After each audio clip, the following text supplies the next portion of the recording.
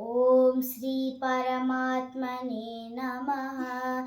अथ पञ्चमोऽध्यायः कर्मसन्न्यासयोगः। अर्जुन उवाच सन्न्यासं कर्मणां कृष्ण पुनर्योगं च संससि यच्छ्रेययेतयोरेकं तन्मे ब्रूहि सुनिश्चितम्।